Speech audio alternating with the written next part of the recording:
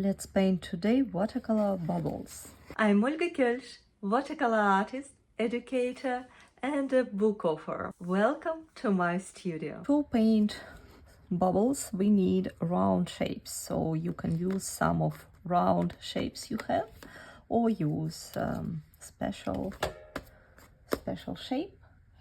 I don't trust my hand. I would prefer to draw bubbles. The fun part is to make them overlapping each other in a fun way. Something about this, and a couple of small ones.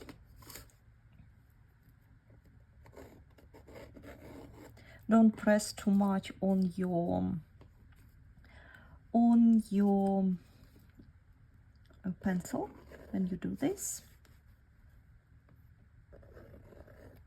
That will leave nice spontaneous lines. Yeah, I think it's should be enough. We can add if we need more. I recommend you to use one of kneadable erasers, soft erasers like these, to loosen a little bit the brush strokes. We just need to have the shape in front of us. Then prepare a paper towel and decide in which colors you are going to paint. If you paint from pens, squeeze. If you paint from pens, spray some water on your pens. So I use my round brush. I will start from the big one. I water carefully all the area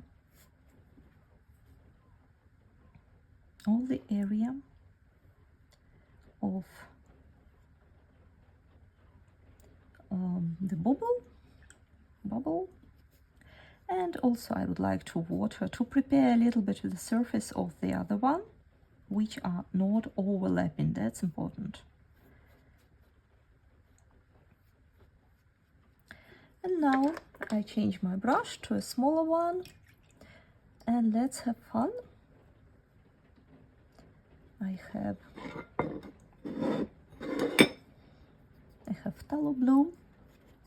With the tip of the brush, I just go around the area I painted and add a little bit of blue just around the shape, and it should be pretty watery, so it can distribute by itself, creating nice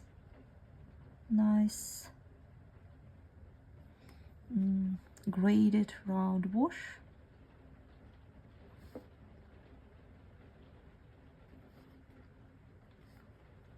Now let's wash it and grab something pink.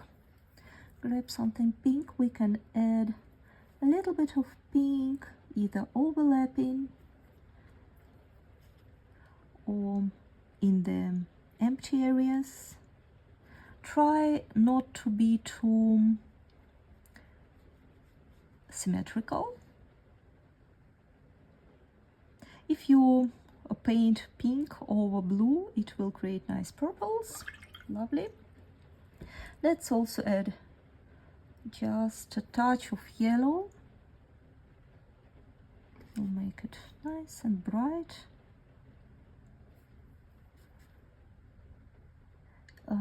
Don't overthink it, but also don't spend too much time on picking up colors, because that's the precious time which goes while we can paint like this only while the paper is still wet, and that's not that long. Let's think what I would like to add. I would like to add something more in the blue. My idea was that it will be mostly blue, but as it happens, it changed a little bit. And now I switch to my other brush.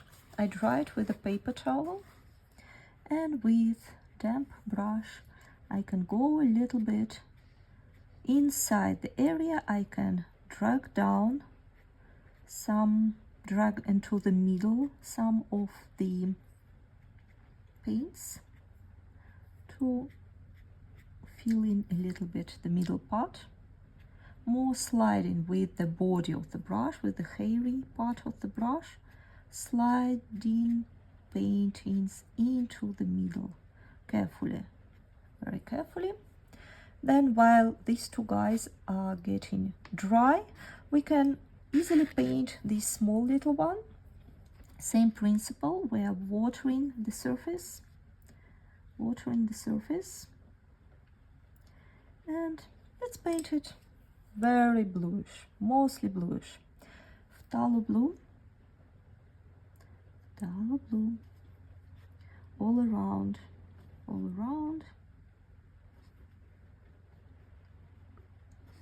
But I think would be nice at some point to add some variety. For example, green will look nice, especially this May green, light green, and maybe a hint of yellow.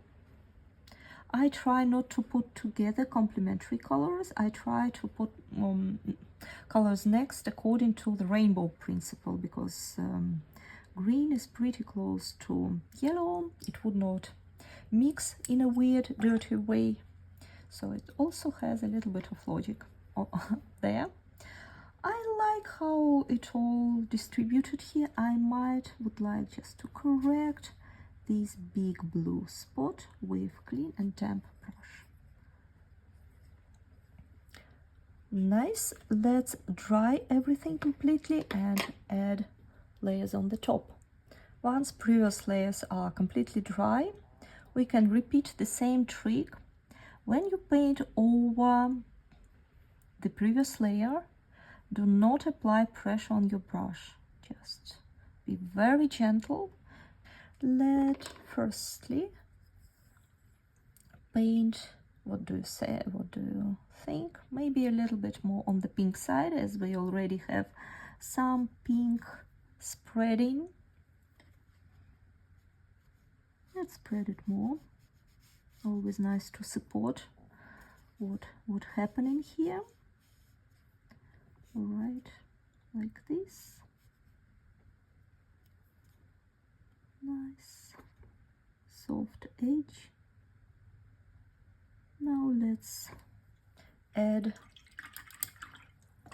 a hint of yellow. Yellow will work nicely with pink. All together they create nice mixes. Also very cheerful. And here we have a yellow spot, so that will be very organic mix. Now let's finish it with bluish greenish outlines, gentle ones, maybe a little bit bright. I know that we are not going to paint over this part, so I can add a hint of a little bit brighter ultramarine blue, for example, like this. Now I wash my brush, I dry it with a paper towel, and with the tip of the brush I can go around and correct. I can drag down a little bit, paints when necessary, but in principle I like how it looks. I think I can just with the tip of the brush correct a little bit the shape. Same on this side, same on this side.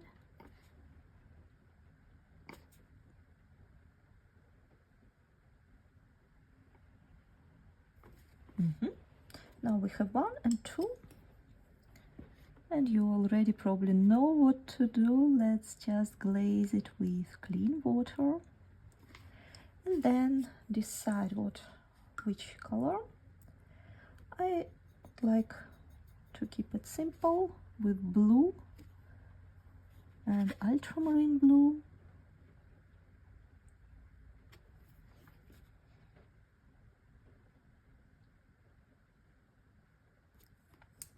And with hints of pink around.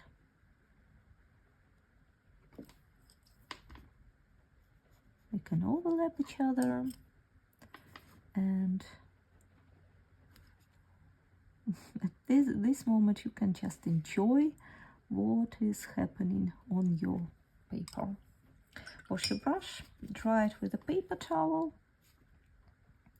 and then if you like, if you think it's necessary in your case, because I don't know what's happening now on your papers, you can soften a little bit. Everything.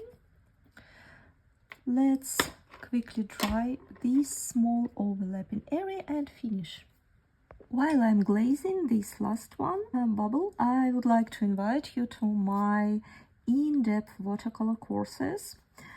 I have watercolor transparent flowers course, a watercolor fundamental course, expressive flowers course, courses devoting to a little bit different aspects of painting with watercolor.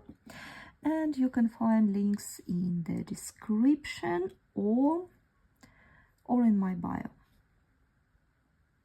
And now we just enjoy how it all flows.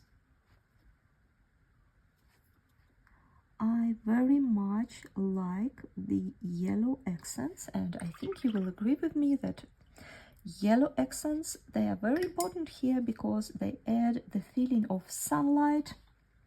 Therefore I am adding more of yellow in this one, and I wash my brush, I dry it with a paper towel, and I would like to soften a little bit this area.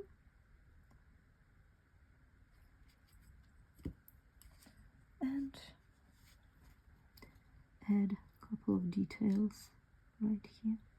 As you can imagine, you can add as many bubbles around as you like, because the principle will remain the same. We stay within rainbow principle for adding colors, and we just let dry the previous layers completely. Thank you so much for painting with me. I hope it was fun. Please let me know in comments what would you like to paint next, what painting ideas do you have for the 100-day project. And see you soon. Bye bye.